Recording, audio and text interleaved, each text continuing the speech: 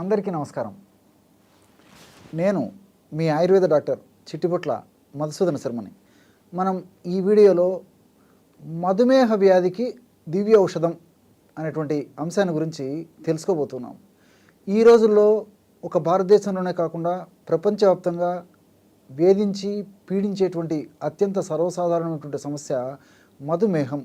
దీన్నే షుగర్ వ్యాధి అని, డయాబెటీస్ మెలిటిస్ అని, చక్కెర వ్యాధి అని ఇలా రకరకాల పేర్లతో పిలుస్తూ ఉంటారు.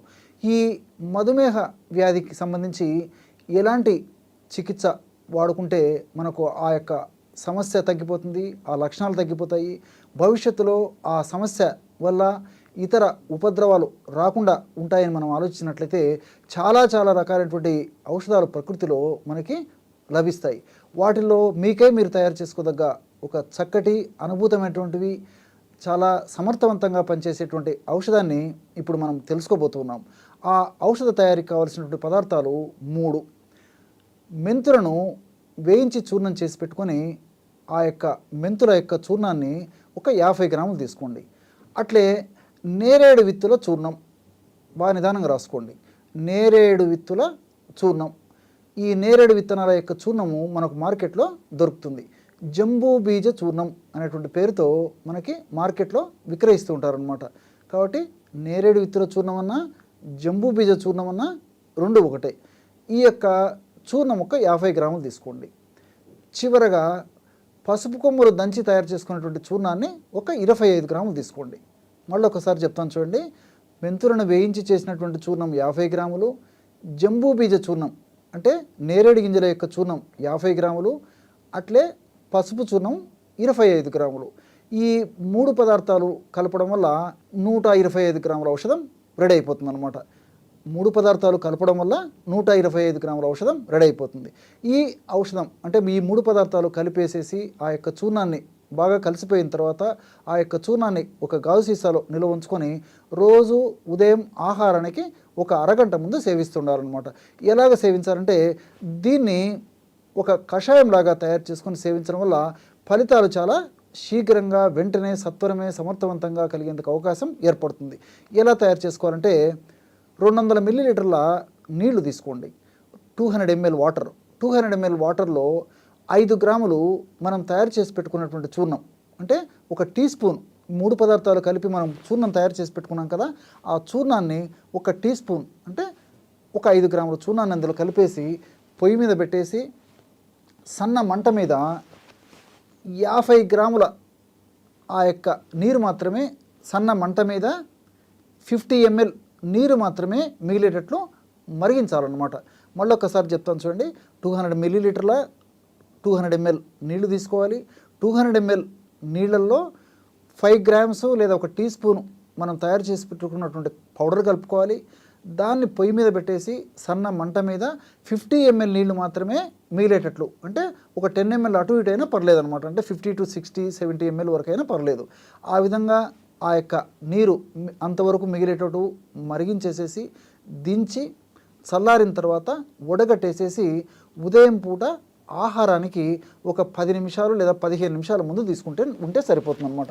ఈ విధంగా క్రమం తప్పకుండా రోజు ఒక్కసారి ఈ యొక్క ఔషధాన్ని ఈ పద్ధతిలో వాడుకోవడం వల్ల చాలా మందిలో అంటే 100లో దాదాపు 70-80% మందిలో కూడా చాలా త్వరగా ఈ యొక్క ఔషధం పనిచేసి ఆ బ్లడ్ షుగర్ను తగ్గించేందుకు అవకాశం ఏర్పడుతుంది.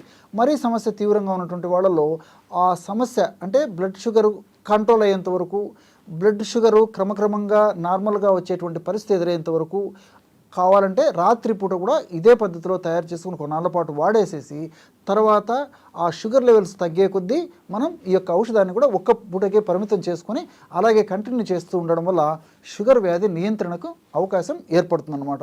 ఈ యొక్క పద్ధతిలో ఔషధం తయారు చేసుకొని ఈ యొక్క ఔషధం అయిపోయిన తర్వాత మరలా ఫ్రెష్గా తయారు చేసుకొని ఔషధాన్ని వాడుకుంటుండాలి.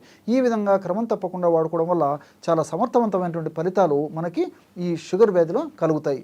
అంతేకాకుండా షుగర్ వ్యాధిలో ఉన్నటువంటి లక్షణాలు తగ్గిపోవడమే కాకుండా భవిష్యత్తులో షుగర్ వ్యాధి వల్ల ఇతర కాంప్లికేషన్స్, ఉపద్రవాలు, సైడ్ ఎఫెక్ట్స్ రాకుండా కూడా ఇందులో ఉన్నటువంటి ఔషధ గుణాలు, రసాయన తత్వాలు, రసాయనాలు సదా మన దేహంలో ఉంటూ సదా కాపాడుతూ ఉంటాయి. ఆధునికంగా మనం ఆలోచించినప్పటికీ ఈ మెంతుల్లో 4-హైడ్రాక్సీ ఐసోలిన్ అనేటువంటి ఒక రసాయన పదార్థము, సాపనిన్స్ అనేటువంటి పదార్థాలు, ఫైబర్ అనేటువంటి పదార్థము ఉన్నాయన్నమాట. మరి ఈ 4 హైడ్రాక్సీ ఐసోలిన్ అనేటువంటి రసాయన పదార్థం యొక్క గుణం ఏంటంటే ఇన్సులిన్ ఉత్పత్తిని ఎక్కువ చేస్తుంది. అంటే ప్యాంక్రియాస్ అంటే మన జీర్ణ వ్యవస్థలో పొట్టలో ప్యాంక్రియాస్ అనేటువంటి అవయవం ఉంటుంది. అందులో బీటా సెల్స్ ఉంటాయన్నమాట. ఆ బీటా సెల్స్ అనేటువంటి ఆ యొక్క కణాల నుంచే మనకు ఇన్సులిన్ అంటే షుగర్ వ్యాధికి కంట్రోల్ చేసేందుకు, ఆ యొక్క బ్లడ్ షుగర్ పెరగకుండా ఉండేందుకు, జీర్ణ వ్యవస్థలో ఉపయోగపడేందుకు, ఇలా అనేక రకాలుగా మెటబాలిజం జీవక్రియకు కూడా ఈ యొక్క పదార్థం ఉపయోగపడుతుంది అనమాట. మరి ఈ యొక్క ఇన్సులిన్ ఉత్పత్తికి అంటే బీటా సెల్స్ని స్టిమ్యులేట్ చేసి ఇన్సులిన్ బాగా ఉత్పత్తి అయ్యేందుకు ఈ 4 హైడ్రాక్సీ ఐసోలిన్ అనేటువంటి యొక్క అమినో యాసిడ్స్ మెంతుల్లో ఉన్నటువంటిది ఉపయోగపడుతుంది. అంతేకాకుండా ఈ సాపనిన్స్ అనేటువంటి యొక్క పదార్థాలు కూడా మెంతుల్లో ఉన్నాయి కాబట్టి ఇవి కూడా వాడుకోవడం వల్ల ఏం జరుగుతుందంటే మన దేహంలో కొవ్వును త్వరగా జీర్ణం కాకుండా ఇవి కాపాడుతాయి అన్నమాట.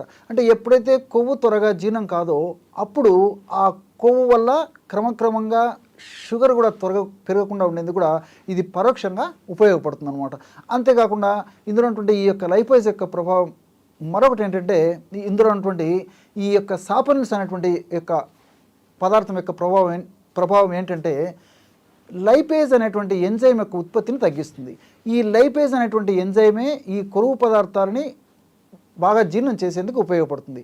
ఎప్పుడైతే లైపేజ్ అనేటువంటి ఎంజైమ్ ఉత్పత్తి తగ్గిపోతుందో మనం తీసుకున్నటువంటి ఆహార పదార్థాలు అనేటువంటి కొవ్వు కూడా త్వరగా జీర్ణం కాకుండా ఉంటుంది. కాబట్టి అది కూడా పరోక్షంగా షుగర్ పెరగకుండా ఉండేందుకు పరోక్షంగా ఉపయోగపడేందుకు అవకాశం ఏర్పడుతుంది. వీటన్నిటికి తోడు ఈ ఎల్డిఎల్ వీటన్నిటికి తోడు ట్రైగ్లిజరైడ్స్ అదేవిధంగా ఎల్డిఎల్ అనేటువంటి కొలెస్ట్రాల్ని తగ్గించేందుకు కూడా ఈ సప్లిమెంట్స్ ఉపయోగపడతాయి.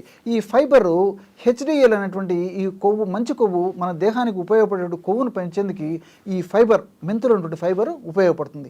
అట్లే నేరేడులో ఉన్నటువంటి ఈ లిటియోలిన్, ఆంథోసైనిన్స్ అనేటువంటి ఈ యొక్క పదార్థాలు కూడా చాలా చక్కగా ఈ షుగర్ వ్యాధికి ఉపయోగపడతాయి.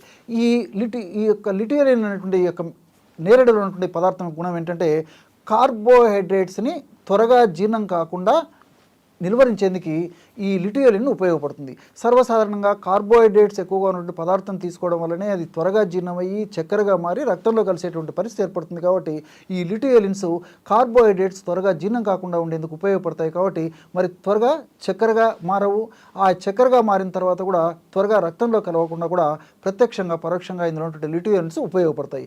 అట్లే ఆంథోసైనిన్స్, ఈ ఆంథోసైనిన్స్ అనేటువంటి పదార్థాలు మరి ఈ నేరేడు యొక్క విత్తనాల చూర్ణంలో ఉన్నాయి. కాబట్టి ఇవి కూడా ఈ బీటా సెల్స్ని స్టిమ్యులేట్ చేసి బీటా సెల్స్ని చైతన్యపరిచి ఇన్సులిన్ బాగా ఉత్పత్తి అయ్యేందుకు ఉపయోగపడతాయి. ఈ విధంగా రకరకాలుగా ఈ యొక్క రసాయన పదార్థాలు ప్రత్యక్షంగా పరోక్షంగా ఈ షుగర్ వ్యాధిని నియంత్రించేందుకు సహాయపడేయడమే కాకుండా మరి భవిష్యత్తులో షుగర్ వ్యాధి వల్ల వచ్చేటువంటి ఉపద్రవాలు కూడా కంట్రోల్ అయ్యేందుకు ఈ యొక్క పదార్థాలు ఉపయోగపడతాయి. అట్లే పసుపులో కుర్కుమిన్ అనేటువంటి రసాయన పదార్థం కూడా ప్రత్యక్షంగా పరోక్షంగా షుగర్ వ్యాధి నియంత్రణకు, అదేవిధంగా షుగర్ వ్యాధి వల్ల భవిష్యత్తులో వచ్చేటువంటి ఇతర అనారోగ్య సమస్యలకి సైడ్ ఎఫెక్ట్స్కి కూడా రాకుండా ఉండేందుకు కూడా ఈ యొక్క పసుపులో ఉన్నటువంటి కుర్కుమిన్ అనేటువంటి రసాయన పదార్థం ఉపయోగపడుతుంది. కాబట్టి ఇలాంటి అనేక రకాలైన రసాయన పదార్థాలు ఇందులో ఉండడం చేత ఈ యొక్క ఔషధం వాడుకోవడం వల్ల చాలా చక్కటి ఫలితాలు కలుగుతాయి. ఇంకొకటి ఏంటంటే ఈ ఆధునిక వైద్యం అంటే ఈ ఆధునిక కృత్రిమ రసాయన ఔషధాలు వాడుకుంటూ కూడా ఈ ఔషధాన్ని వాడుకోవచ్చు అన్నమాట. మరి రెండు ఔషధాలు అంటే వైద్యులు సూచించిన మేరకు ఆధునిక కృత్రిమ రసాయన ఔషధాలు వాడుకుంటూ ఈ యొక్క ఔషధాన్ని కూడా వాడుకోవడం వల్ల ఈ ఇంగ్లీష్ మందుల యొక్క ఆధునిక కృత్రిమ రసాయన ఔషధాల యొక్క డోస్ తగ్గించడానికి అవకాశం ఏర్పడుతుంది. అంతేకాకుండా ఆ యొక్క ఔషధాల యొక్క సైడ్ ఎఫెక్ట్స్ కూడా రాకుండా ఉండేందుకు అవకాశం ఏర్పడుతుంది. ఇలా అనేక రకాలైనటువంటి సైడ్ బెనిఫిట్స్ ఉంటాయి. కాబట్టి దీన్ని కూడా మనం ఆహార ఔషధంలో భాగంగా చేర్చుకొని వాడుకోవడం వల్ల చాలా చక్కటి ప్రయోజనం చేకూరుతుంది. అంతేకాకుండా మరి షుగర్ వ్యాధిగ్రస్తులు ఆ డాక్టర్ గారు సూచించినటువంటి మేరకు మరి అప్పుడప్పుడు వైద్యుల వద్దకు వెళ్ళి పరీక్ష చేయించుకుంటుంటారు. కాబట్టి ఎప్పుడైతే రక్తంలో షుగర్ కంట్రోల్లోకి వచ్చేసి షుగర్ నియంత్రణకు వచ్చి షుగర్ లెవెల్స్ తగ్గడం మొదలవుతుందో అప్పుడు సర్వసాధారణంగానే డాక్టర్ గారు కూడా వాళ్ళు సూచించేటువంటి ఆ యొక్క ఔషధాలు కూడా డోస్ తగ్గించేదానికి అవకాశం ఏర్పడుతుంది. కాబట్టి ఇది మనకు మరింత ఉపయుక్తకరంగా ఉంటుంది. చూశారు కదా, ఎటువంటి సులువైనటువంటి ఔషధ యుగాన్ని మధుమేహ వ్యాధి లేదా చక్కెర వ్యాధి నియంత్రించుకునేందుకు ఈ వీడియోలో మీరు తెలుసుకున్నారో. మరొక వీడియోలో మరొక అంశంతో మళ్ళీ కలుద్దాం. అంతవరకు నమస్కారం. మీ చిట్టిపొట్ల.